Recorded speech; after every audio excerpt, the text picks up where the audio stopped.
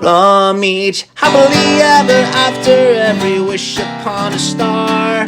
Let's break down the movies that shaped who we are. From memory lane to now and everything in between. The most famous of films to the ones we've never seen. Decade by decade, all the times we laughed and cried. And with a little pixie dust, they will all take flight. Reliving the feelings, and we're trying our very best. And if they mean the same to you, please be our guest. So hop aboard, we would love to have you as we hang with a certain mouth, the whole gang too. If you love nostalgia stuff, we hope this does the trick. Thanks for joining us as we deep dive the magic. Hi, and welcome back to the Deep Diving the Magic podcast. I'm KJ. And I'm Jeffrey. And we have a few things to celebrate in this episode. First, we've made it all the way to our 40th episode, 40th Disney feature-length film. We've also made it to the year 1959, the last year of the 50s. And before we get started, we want to wish everybody who is watching this around the release date a very happy Veterans Day and Veterans Day weekend. Thank you to every veteran and every active military person for your service. We thank you. But as we mentioned earlier, this is our 40th Disney feature-length film, and it is the first of the year 1959, from January 29th, 1959. And what a great film to kick it off with, and that is Sleeping Beauty. So, before we get to talking, because there's a lot that we have to say about Sleeping Beauty, would you like to start us off with some opening thoughts, or maybe a synopsis of this animated classic? All right, so after being snubbed by the royal family, a malevolent fairy places a curse on a princess, which only a prince can break, along with the help of 3 good fairies. I like that the synopsis focuses more on Maleficent, because clearly this is more of a Maleficent story than it is. I mean, we'll get there, but it's, you know what I mean? It's not just like, hey, she's a little side character in this massive tale. She's kind of like a focal point in this massive tale. Well, she calls the whole thing, otherwise we wouldn't be watching it. It's true. So, like True fact, go ahead. she is my favorite Disney villain. Yeah. Everybody thinks it's Ursula. I got her on It's not. I got her on a shirt right here. Yeah. So do you, but I got a shirt right here. But we'll get there. So again, this is an animated Disney classic. It's based on a 1697 fairy tale. The Sleeping Beauty Castle is at Disneyland, which was named before the release of the film. It was named kind of to get people excited for the film as like a marketing. The film took nearly a decade to produce. And I know that we said this a few times already, but Sleeping Beauty was selected for preservation by the United States Library of Congress National Film Registry as culturally, historically, and aesthetically significant. You ready to dive right in, or you got some opening trivia facts or anything?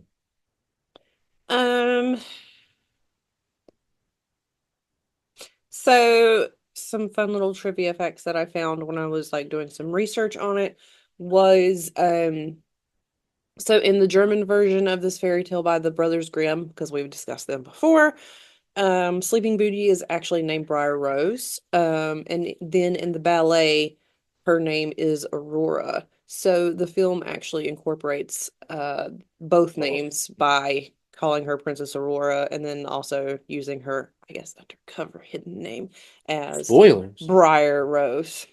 Yeah. That is a good, I mean, they fit it all in. Yeah, and I stories, so yeah, and I guess in the Italian version she had a completely different name, which was Talia. Oh. Well, Talia, maybe. Ready to dive in? Sure. So the song Once Upon a Dream plays through the opening credits. The storybook opens like our Disney princess films do. The storybook opens. This is not the same storybook. The other one was going to be too expensive to order it, and Jeffrey never lets me buy it when I'm down there at Disney, so that's not true. I couldn't use my discount. So this the storybook opens, and in a faraway land, it does say that this is the story This is the story of Aurora. Mhm. The story of Aurora being born to the king and the queen. Mhm. They throw a party to pay homage to their glorious princess. They're very excited. They throw this party. Mhm.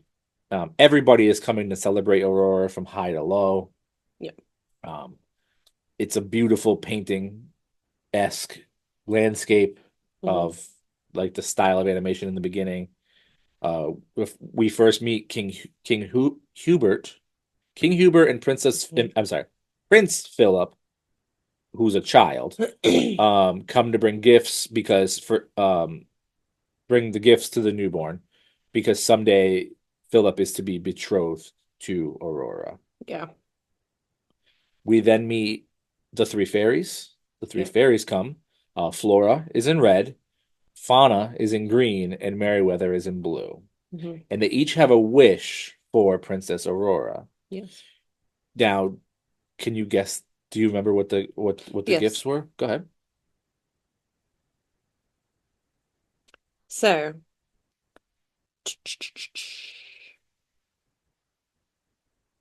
I got you right here if you want me to tell you. oh, no, I wrote it down. I just don't know where it's at in my notes because I focused more on Merryweather's gift. Yep, Merryweather's gift will get stopped, but yeah. Um,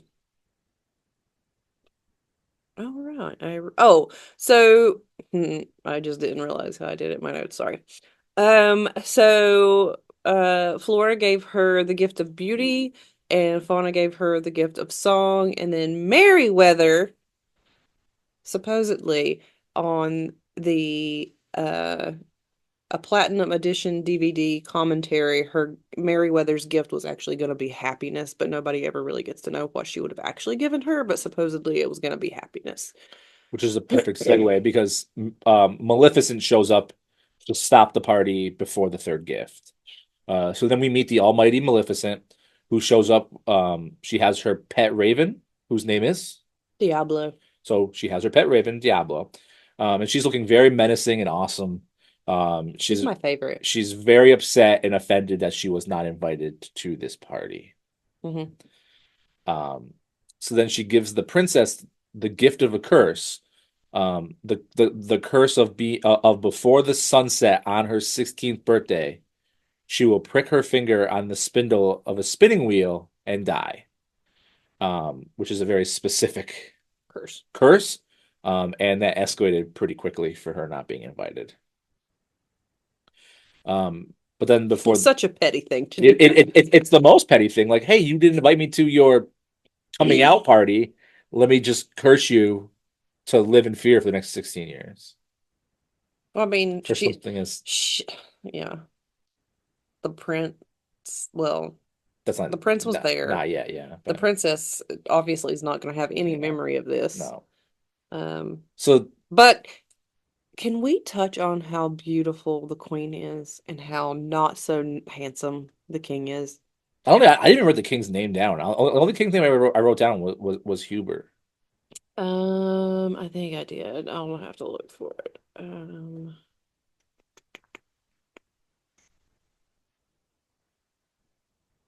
Maybe I didn't write it down because I thought he was hideous. Yeah, well it'll come out, but it's fine. The mom's name is Queen Leah. Yeah. But I guess I didn't really like him enough to write it down. Sorry. That's okay. We'll get there if you want to look it up. But so then the guards try to apprehend Maleficent, but she disappears into a green flame. Green flames kind of become her thing. Hmm. And then Merryweather still has to give her gift. So then Merryweather, who can't change Maleficent's magic because she can only do good magic, changes. So Merryweather's gift is that she makes the death wish into just a sleeping curse that can be unbroken by true love's kiss because she can't undo all of Maleficent's Yeah, the curse powers. can be broken. The curse can be broken now because it's a sleeping Yes. curse by the true love's kiss. Hmm. But Maleficent doesn't really know this because she's gone. Hmm. Um, but she knows this by the end because she says it at the end. I mean, she has little spies Yeah, all she does. around. So Sure does. Um, So then the king decrees that they're gonna burn every spinning wheel in the kingdom to protect his baby princess. Mhm. And then the fairies get together, Laura, Fauna, and Merryweather get together, and they're brainstorming a way to not only get back at and stop Maleficent, um, but like to protect Aurora. Because they can only use their powers for good and happiness, so they can't use them to like do anything negative towards Maleficent. Mhm. But they want to protect Aurora and they want to protect everything that's going on. Mhm. So then they decide that they're gonna they run it by the king, obviously, but they're gonna magically transform themselves into appearing like mortals to take care of Aurora in the woods, so Maleficent can't find her and never suspect them. No magic wands, no wings, just the woods, Yeah. and protect the baby. Mhm. So Maleficent and her spies can't find them. So I have a question for you about this, and you at home a question about this. Mhm. So the king agrees to send his princess baby into the woods with these three trusted fairies, correct? Mhm. Literally minutes after having the entire kingdom burn their spinning wheels. Mhm. Do you think that these poor kingdom people are upset that they now have lost their means to making money, and the king has removed the reason why he burnt them and lost their income? For the next 16 years, people don't have any income because he No, burnt them, and then he got rid of the because problem anyway. they love the baby and they want to help keep her safe too. So no, I don't think they're upset about it. And how many people are actually using spinning wheels? I mean, there was a lot that they burnt. Whatever. There was a lot that they burnt. They should be mad at Maleficent. Well, I mean, I'm sure they're mad at Maleficent before this. Well, they're probably not brave enough to be mad at Maleficent. Well, maybe they're the spies. So, the movie jumps ahead, and it's now that Aurora's 16th birthday is growing near, and her prophecy has still not been fulfilled because Yep. Maleficent can't locate her. So, we see that Maleficent is with her army full of very angry-looking animals. They kind of all look like they're Ninja Turtles villains. They definitely looked pig-like, Yeah, like they're Ninja Turtle but they villains. were like just like very grayscale, Hmm. which I don't remember them. Um, I just remember Diablo. I don't remember the other yeah, minion looking because things. you're used to them in the Ninja Turtles. So, but she asks them like why they haven't found Aurora, and they're like, "Oh, we're looking for the baby." And so she gets angry and attacks them for not looking for the right person because they're trying to find a child. But at this point, she's almost 16 years old. Um, so then she sends her prized raven, whose name is Diablo. Diablo, to search the kingdom for 16-year-old Aurora, who's now called Briar Rose, like you said. Hmm. So we then see Briar Rose on her 16th birthday, and the mortal fairies are trying to plan her a surprise birthday celebration. Hmm. They begin to they send her off on a chore to get some sort of berries. I wrote it down a little bit, Hmm. but they send her off on a chore, and then they're They were gonna. doing so good at watching her. Did they send her off? It's your 16th birthday. Let's just send you off. Yep. Nothing can happen. Well, I'll get there on that. Don't get me too far ahead on this because Well, you don't understand how much anxiety little Kristen had watching this. Okay, well, I'll get there. So they send her off, and then they're gonna sew her a dress, and they're gonna bake her a cake. Yeah. But they struggle at both of these. And during this whole sequence, they're upset that this will be their last day with her because she becomes a princess again. So they're upset. They're They can sad. still be in her life. They just need to suck it up. So then Aurora is out on her errands to get berries, Hmm. and she starts singing to the birds. Yeah. Do you think that these birds are friends with Snow White's birds? Yes. You've watched too much Once Upon a Time. So we also see this really adorable Disney owl, and you know how much I love Disney owls. It falls into Aurora's basket.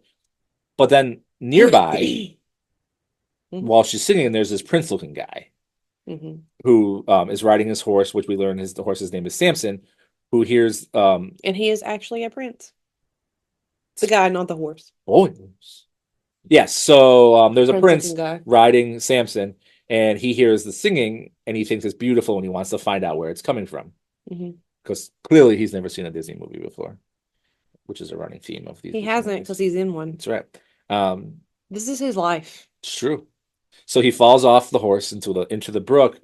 So then when he's drying off his stuff, he like takes off his stuff Mhm. and he like hangs it. But Aurora at this time is like singing her way deeper and deeper into the forest with the adorable owl and her animal friends. Disney owl. And then she comes across the castle in the distance, Mm. kind of like she landed in Anaheim, and she's like Yep. at Disneyland. So she can see the castle in the distance. Mhm. So and then she starts to lament that her three guardians treat her like a child still, and she's going to be 16 years old. So, but then, in a completely turn of events, she starts to tell all these animals that she's met someone. She's got it. She has met the guy. He's tall. He's handsome. He's a prince. They walk together. They talk together. They dance. But then she wakes up because he's only he's only in her dreams very many times. So they dance Once Upon a Dream, Mhm. which is the song that she's singing. Mhm. Very they get your hopes up and then they pull it away from you. But then the animals see the prince's coat, hat, and shoes that were just hanging on a tree. Mhm. So when I first saw that, I was like, "Is that prince naked? Like, what are they doing here?" But What's his jacket? yeah, it was like his jacket, And his his shoes, and shoes. his cute little hat. So they follow it to find the prince talking to Samson. So they steal the clothing so that way they know that he'll be forced to follow them. Mhm. And then Aurora sings and dances with the animals dressed as the prince in a very Snow White-esque scene Mhm. with the seven dwarfs. And she sings the famous Once Upon a Dream song, which is a great song in a great scene. Like that's kind of like one of the famous scenes of this film, I feel, Mhm. where she's like dancing with the owl and everything. Mhm. So then the prince finds the princess and finishes singing the song and points out that he isn't a stranger because they've met before once upon a dream. Mhm. Kind of creepy. He's But actually met her before when she was a baby in a crib. that's true. But he doesn't know that yet because she's just a civilian. She's just a whatever they say later, a peasant girl or whatever. Yeah. So they begin to dance all around they begin to dance all around. But I'll tell you what's creepy. All right. What? Oh yeah. Our little prince is sleeping back there. You can hear him. Like, he's definitely snoring yeah. somewhere back here. Side note, sorry. So let me tell you what's creepy. So in the beginning, so yes, this is Prince Philip, spoilers, but Mhm. in the beginning,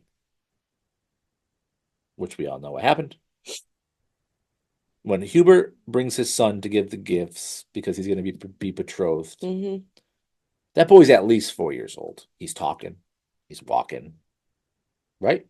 Yeah. This is Aurora's 16th birthday, which means that he's at least 20 years old, and that's very illegal. That's all I got to say about that. Well, when it came to the royals, it wasn't illegal. Yeah, so illegal. But she does refuse to tell him. And this was also during the 14th century, True. so I'm pretty sure it was a little different. Well, illegal. She refuses to tell him her name and gets weirded out by the stranger, and then she runs away back to the cottage. But then we return.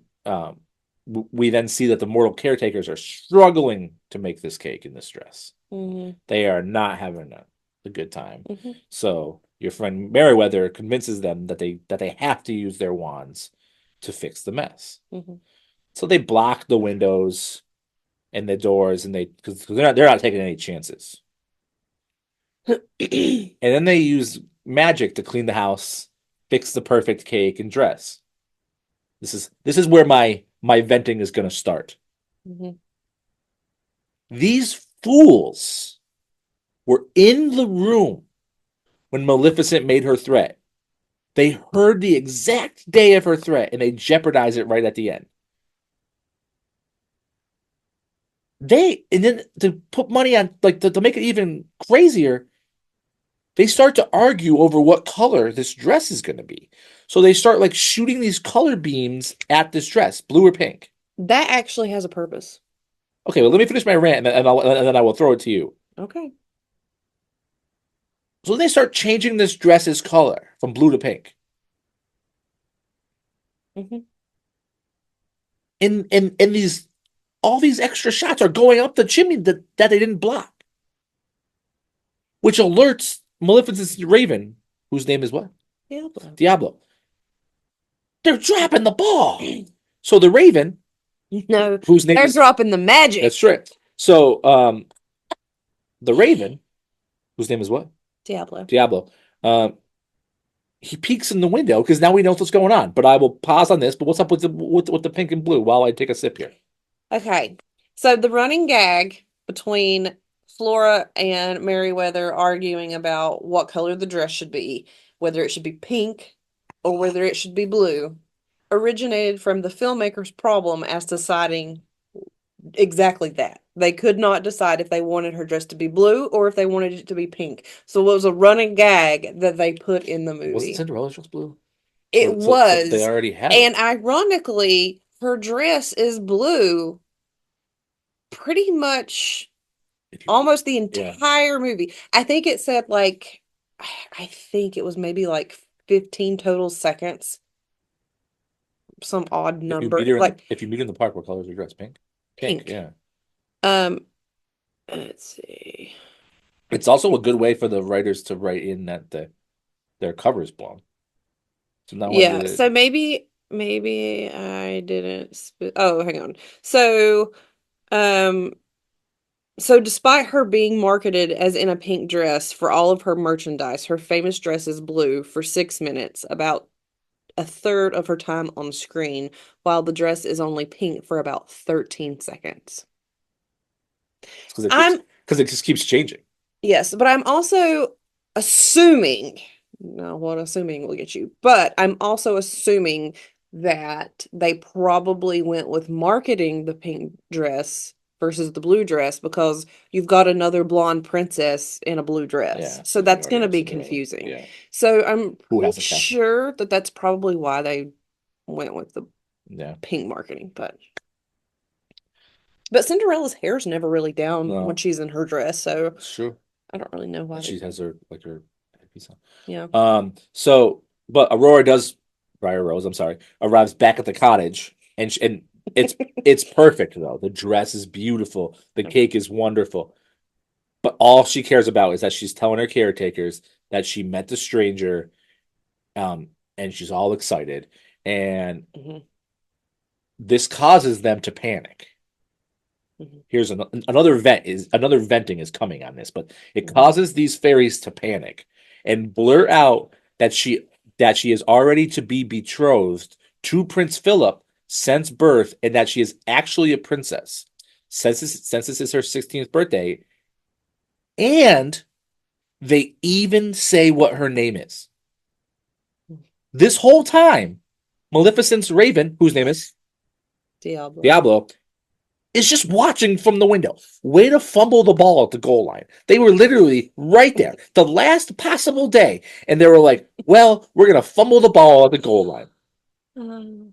Yes, So then, very much so. after all this wonderful news that gets spilled for both parties, because now the bad party knows and the good party knows, Aurora is actually upset because, hold on, Aurora is upset because she'll never see the man again, so she runs upstairs crying in bed.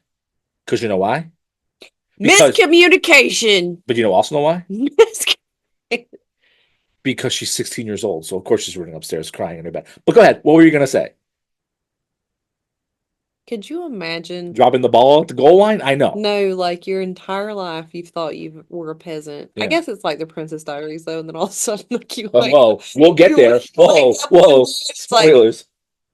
I'm guilty? What? I mean, I guess that could go like a few ways. Like you could be really excited about it. You could be in shock, or you She could goes be crying. like upset like her, like this is But then not what I her wanted. cover is also blown at the goal line. So then we cut from this stressful scene Yeah. and we go inside the castle. We're back in the castle. And the king is stressed while he's talking to Hubert because there's still no sign of his princess, and it's the 16th birthday. And this is where I realized that Hubert is definitely voiced by somebody from Alice in Wonderland. But Okay. so then the kings get drunk and they drunkenly discuss plans of where their kids are going to live together after they get married. But then their drunken party with the jester that keeps getting drunk Mhm. gets interrupted because Prince Philip comes racing into the castle grounds. Go ahead. The jester music guy.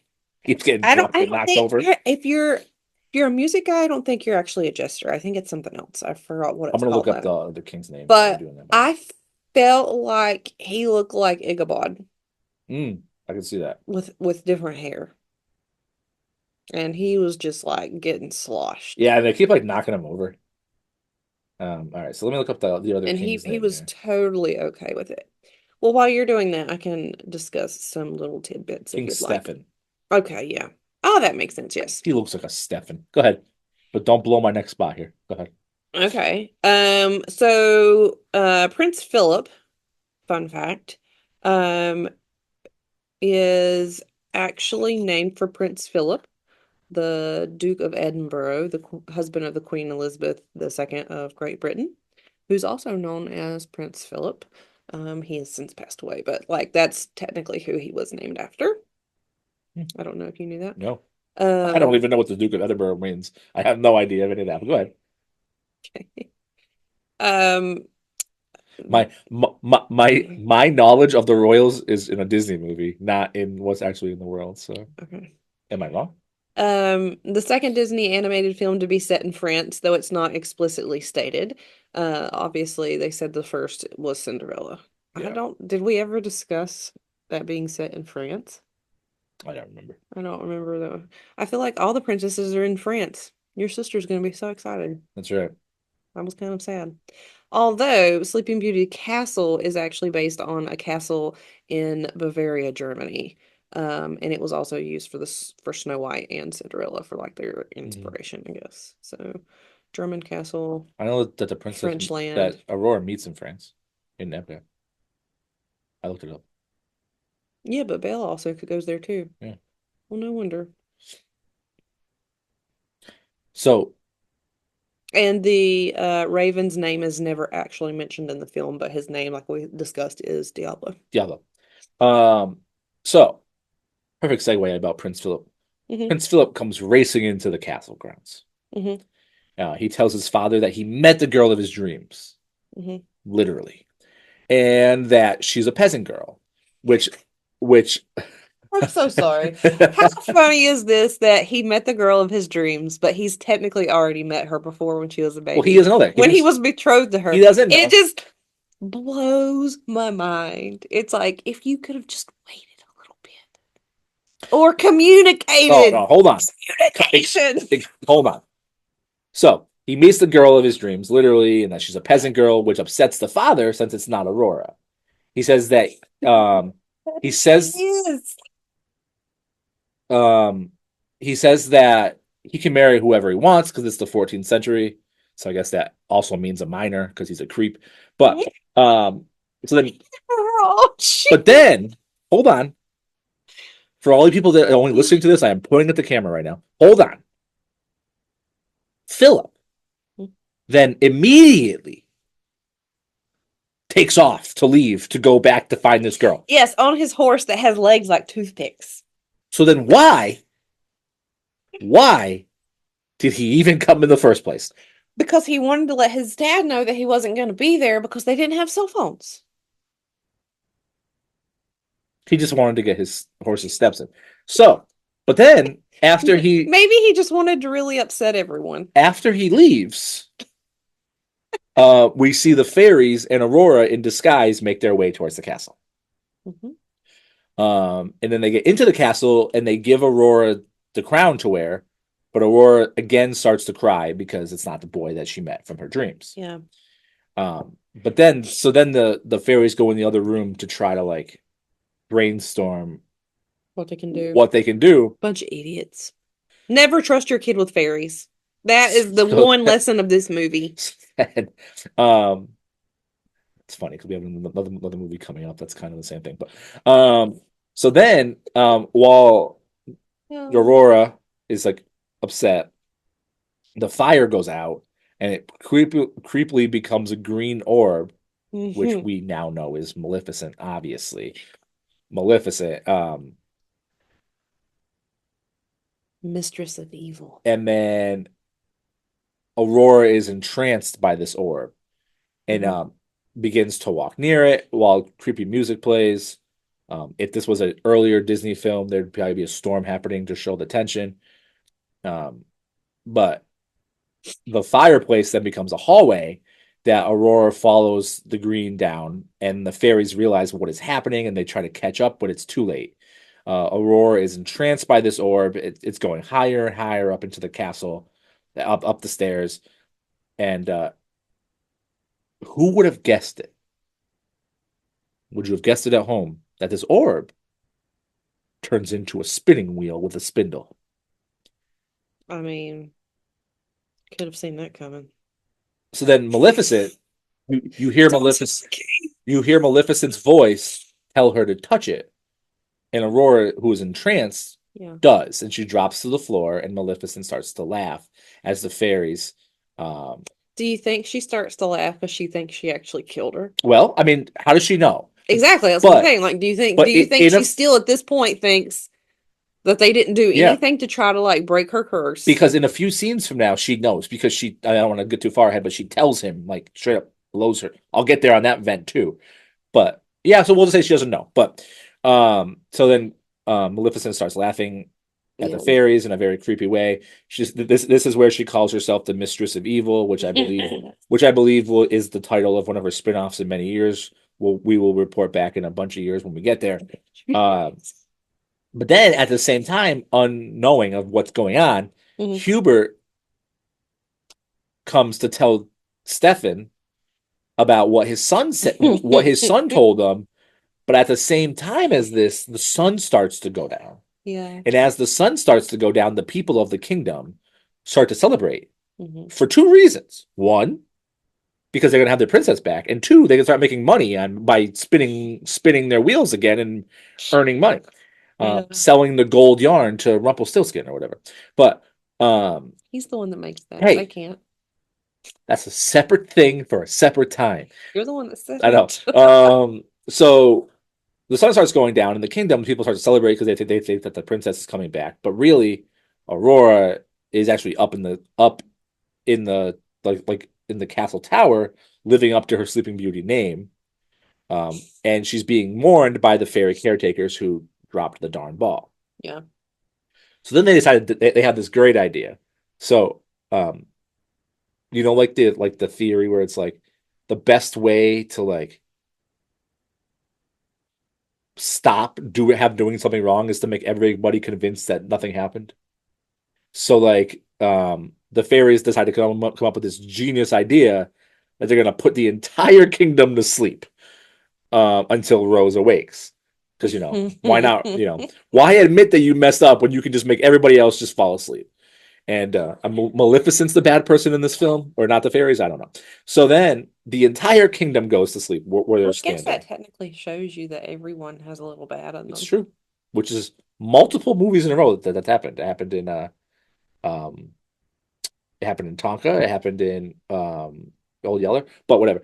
So the entire kingdom goes to sleep, but it's like a contagious yawn. Like one person yawns and falls asleep, one person yawns and falls asleep. So maybe that's why yawning is contagious because we're all under the fairy sleeping spell.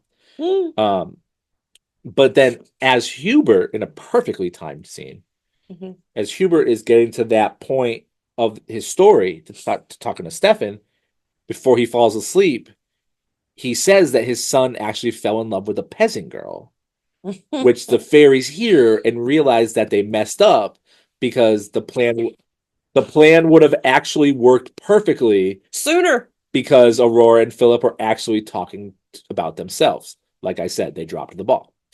So then they decide that they're going to miscommunication. Yep. So then they rush back to the cottage where Philip is conveniently arriving at. And he's whistling Once Upon a Dream when he gets there because he's all excited. And they're like, gosh. But Philip opens the door. We messed up. Philip opens the door. Everything is going great. to Maleficent's army animals from the Ninja Turtles, but that's a whole different thing. What is it? Bebop and Yeah, Rocksteady. that's what I was. Tell me I'm wrong. Deep They- diving the magicpod@gmail.com. Tell me They I'm do, wrong. they Yeah. do. So then the fairies return. In grayscale. Yep, the fairies return to yet again realize that they are too late, and now they have to go to Maleficent's Forbidden Mountain. We then see the Forbidden Mountain, which would make a perfect castle for the Disney Villain Park if that ever happens, which we heard it might. That would be a great castle for it. But Maleficent's animal armies is all dancing around a green fire to celebrate their plan. But then Maleficent decides that she's going to head to the dungeon to quote unquote cheer up Prince Philip. This is the part where I'm saying, like, so at this point she knows what's happening. And this is also the point where I realize that she's 100% the voice of Madame Leota from the Haunted Mansion. I don't know if it's the same person, but I have more facts later. Isn't she the voice of the Lady Tremaine. Yeah, so she is the voice of Okay. Madame Leota. So We haven't got there yet, Jeff. sorry, it just came up my notes. But so she then tells Philip that his peasant girl is currently the princess in the castle, asleep forever. So clearly she knows, Mhm. and he is stuck in the dungeon. Which I know is her rubbing it in his face, but I still feel like this movie is people dropping the ball on their plans at the most inopportune times, because now she's just telling him, "Look, this is sucks to suck. This is like this is a thing." So then she leaves, and the fairies are able to magically undo Philip's chains, and they give him a mighty shield, which is, you know. Well, okay, sorry, I didn't mean to throw that on you, but the mighty shield is for virtue, and the mighty sword is for truth, which is for their many upcoming dangers on the path to for true love to triumph over evil. Okay. So like what I read about it, it said like the shield that they gave him had like a cross on it. So it had like subliminal like religious messages in it. Oh, really? Like good triumphing over Yeah. evil. Yeah. It just reminds me of that whole scene from Once Upon a Time, but I wasn't sure what you were getting at with that, so I Yeah. wasn't. I'm a big fan of that, but that's a whole other I was gonna say titanium. No, no, sorry. Virtue is they What is they this? they say it in the film. Oh well. I So wasn't sure exactly what you were getting sorry. at. Sorry. So they're able to fight off and escape from the entire animal minion army, Mhm. and gosh, here it comes.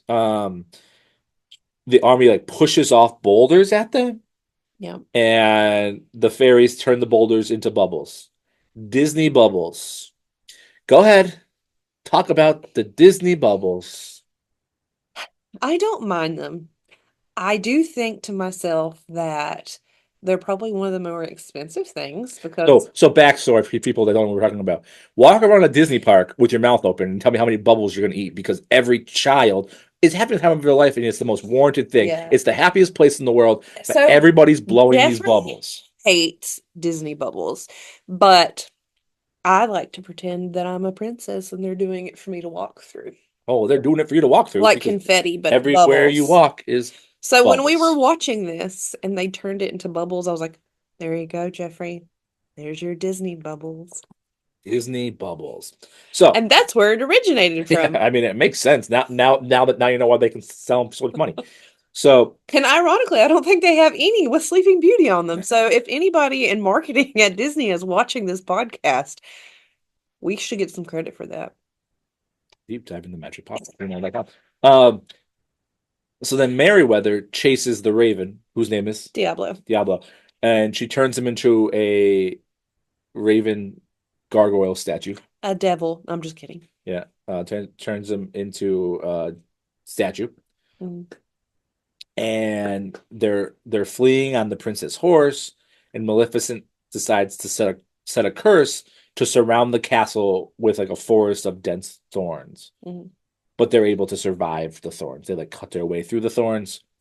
And then Maleficent then transports herself to the castle to make Philip have to deal with all the powers of hell, which is what she says, and transforms herself into the dragon form, which is very impressive. I am wearing the dragon shirt right now from Fantasmic. I told this on many times on this show how much I love Fantasmic, and it's so impressive. She breathes green fire, which then lights the Thorns forest on fire. And they fight to the edge of the cliff, but Philip does lose his shield, but he is able to throw his sword to stab the dragon, which causes the dragon to fall over the edge, and Philip survives. Yeah. Kind of anticlimactic, but gets it over. So Maleficent and her dragon form falls over the edge. Anything you want to say about that? Or is that a good synopsis? That's Yeah, that's what happened. what, yeah. So then Philip runs into the kingdom where everyone is still sleeping, as the sun is about to come up, and he runs to Aurora and he kisses her. And can you believe it? She wakes up. The whole kingdom wakes up. Yeah. Now, the name of this film is not Awaking Beauty, but still. So she wakes up from this kiss because the prophecy comes correct, and Meriwether's gift worked. Yeah. So then we cut to everybody's sitting in the same spots that they were in. And then we hear the royal music, and we see Prince Philip and Princess Aurora come down the regal staircase, kind of like the staircase from the Grand Floridian. No. Tell me you thought that same thing. No. Okay. Well, it's like the staircase from the Grand Floridian, and Aurora runs to hug her parents, who she hasn't seen forever, and then Philip and her dance to Once Upon a Dream, much to Hubert's confusion and happiness, because he's like, wait a second, this was just blah blah blah. Yeah. And then it cuts to that we're getting towards the end. It talks about how Fauna says she loves happy endings, but then the fairies argue over the color of the dress again while they're And dancing, they're still turning it colors. and they're just like constantly just like changing it colors, giving away their location again because they're just shooting all the At colors this into the point, I sky. don't think it matters. And then the storybook closes, and it's the end. And I Yeah. thoroughly enjoyed this movie. I knew I was going to, and I thoroughly enjoyed it. Yeah. There are some parts of it like I don't remember from as a kid. But I do have some things. So when Aurora is being hypnotized, by like By the orb. yeah, by the orb, if you listen to it, you can actually hear her name being called within the music. Yeah, by Maleficent, right? I think so. Yeah, okay. And then one of the things that bothered me this entire time in the movie, I've never seen her with blue eyes, but he kisses her, and true love's kiss, when she wakes up, she's got blue eyes. I mean, if you've been sleeping for All I could think of was Not Game of even- Thrones, and I was like, "Don't touch her!" Anyway, I mean, in all honesty, she was probably only sleeping for less than a normal night's sleep. probably yes, Yeah. but true love's kiss turned her black eyes blue. I was just like, that's creepy. Also, the storybook opening and closing is an actual storybook. The guy that like I don't know how you say his name. Invend Earl. He handmade the book. And he was responsible for the look and feel of the entire movie. And this book was actually restored in 2008, and every so often it'll be displayed during public events. So the book that I actually wanted from the park that is a replica of this book is actually a real book, so you can actually go see it somewhere. And I don't remember what kind of documentary we watched one time. Maybe they were like in the Disney archives or whatever, and they actually went in and looked. And if you go see the book, like they wear like special gloves and Yeah. stuff when they get it out. There's a lot of documentaries So- about this. But yeah. So that was cool. And then we talked about the dress changing. Fun little tidbit. There is a hidden Mickey. So when the fairies discuss how to help the king and the queen, Meriwether makes cookies, and they're in the shape of a Mickey Mouse head. I didn't notice. And also, fun little tidbit, second only to Dumbo in 1941, who didn't speak at all.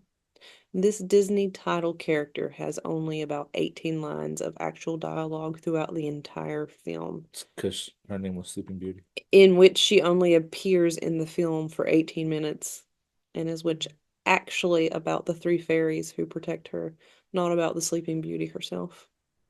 Yeah. So, Looks like Maleficent's more in the movie than she is. yeah, so really it's a book about, or a movie, I guess, about nothing but fairies, because technically it's like good fairies versus bad fairies.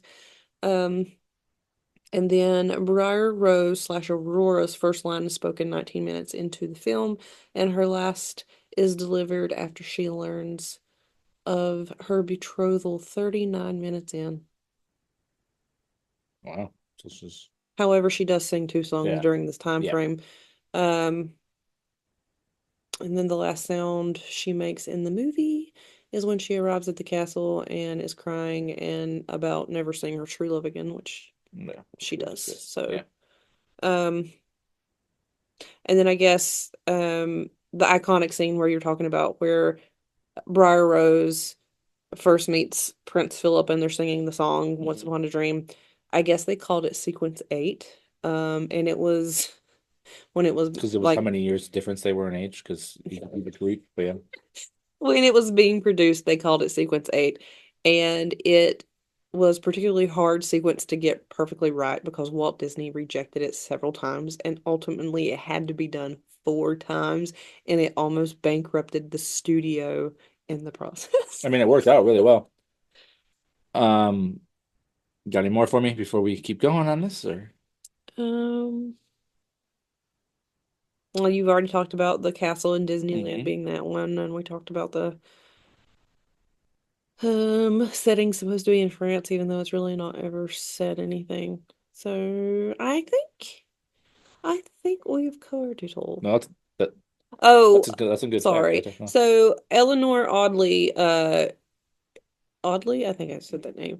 One of Walt Disney's favorite voice artists, most memorably as Lady Tremaine in Cinderella, and I guess you said Yeah, Madeline Order. later on. So she initially turned down the part of Maleficent. And Disney was like pretty surprised about it, but it later transpired that she was actually, when he approached her to do it, was in the midst of battling a bout of tuberculosis and didn't want to tax her voice too much. But fortunately, she recovered and she accepted the part. Led that. Could you imagine how different that could have been? Could have been me. Well, that would have been Um, a weird sounding Maleficent. so good segue. So back to my thoughts before I throw it to your thoughts. Maleficent's a fantastic villain. I would say that she's probably the best villain that we've seen so far. Yeah. She's not my favorite villain because there's some heavy hitters coming up, but so far she's She's my favorite, yeah. for sure. So she's the best that we've seen on this journey. But we can save that. We can save that list of our favorite villains for a different podcast. But she does make the movie, like we said. Yeah. But before I do my list upon a star, I would love to. I know that you got a lot to say, so I would love to hear your ranking. I would love to hear your thoughts, and I would love to hear your list upon a star for our 40th Disney feature length film. It's a lot. So, how about your ratings, IMDb's ratings, and everything else we got going on? So IMDb gave this a 7.2 out of 10. That's a very typical IMDb rating. The movie's like preserved, but it's gave us 7.2. So go ahead. I felt like it should have been higher. I gave it a 9 out of 10. If I was on like a meeting right now, I would like throw like the Maleficent. the celebration thing. Then I gave it a 9 out of 10. Yeah. Perfect. So I don't know. I mean, I feel like in my adult life, I enjoy naps. I mean, Do you enjoy spinning wheels and not really, but I enjoy naps. So I guess Sleeping Beauty she has an iconic life, but definitely my favorite Disney villain. So I gave it a 9 out of 10. I mean, in all honesty, probably my two most worn colors to my day job is blue and pink. So I guess. All right. Could you So imagine if yeah, throughout the day, like you switch shirts and no, the because and the ladies you work then with had no idea? then we would like I think you should do that. notify the villain. Yeah, but So I think you should do that at work. You should like just randomly like go into the change. bathroom and like somehow change into like a pink shirt, and then when you go back again, change it to a blue shirt and see if they notice. Yeah, they wouldn't know. So how about A List Upon a Star for our 40th All Disney right. feature length? So And I guess the segue is, does this movie that you rated a 9 make your List Upon a Star? that's it. Yes. So, well, goodbye, Bambi. Goodbye. And we're gonna shove Dumbo down. Just a little bit. Because Maleficent is just wonderful as the Mistress of Evil. So go ahead and read your List Upon a Star for our People. people listening. All Yeah. right, so I've got Sleeping Beauty, Dumbo, Lady and the Tramp, The Three Caballeros, Peter Pan, Alice in Wonderland, Fantasia, Saludos Amigos, The Adventures of Ichabod and Mr. Toad, and Johnny Tremaine. So Sleeping Beauty is your number 1. Dumbo's 35 movie reign has come to an end. From movie number 5 through movie number 40, Dumbo is now your number 2. So for me, I love this movie. Just a couple things that I could talk about. I love Maleficent. I liked Prince Philip. I think there was so many dropping the ball. I loved the what was it called? Maleficent's pet there. What was the name? Diablo. So this movie also makes my List Upon a Star. And it's gonna go. Oh, so I am removing our friend Johnny Tremaine. Was a good run, my friend. Thanks for saving America. I am gonna put Johnny. I'm gonna put this movie a little bit right here. So my list is number 1, Peter Pan. Number 2, Alice in Wonderland. Number 3, Pinocchio. Number 4, The Adventures of Ichabod and Mr. Toad. Then we have Snow White and the Seven Dwarfs, followed by our newest addition, Sleeping Beauty. Then Lady and the Tramp, The Three Caballeros, Cinderella, and then lastly, the one that you just booted off your number 1 after 35 films, Dumbo. So our list, which we will now put in the picture right here, Yeah. that's our List Upon a Star. So this was a great episode. This was a great film. Thank you all for hanging out with us. Thank you for listening to our Prince cat snore wherever he Yeah, is. if you could hear him, Um, I so- apologize because he's so- been snoring this entire episode. well, Sleeping Beauty. So thank you all for hanging out with us. As we on our deep dive of the journey, we appreciate you all. We appreciate your positive comments. We appreciate your positive words. We would love to hear from you. Again, the email is deepdiveinthemagicpod@gmail.com if you want to steal our bubble idea, Disney bubbles. We are on YouTube, we are on Spotify, we are on TikTok, we are on Instagram. Thank you for spreading the word. Again, happy Veterans Day. Thank you for everyone for that. Mhm. Have a good Veterans Day weekend for everybody that is watching this when it comes out. Our next episode, we will be diving just from January of 1959 up to March of 1959. And it is something that I'm quite looking forward to talking about and quite looking forward to watching. It is film number 41, and it is The Shaggy Dog. So would you like to take us out, KJ? Yeah. Thanks for deep diving the magic. Thanks. Bye. Bye.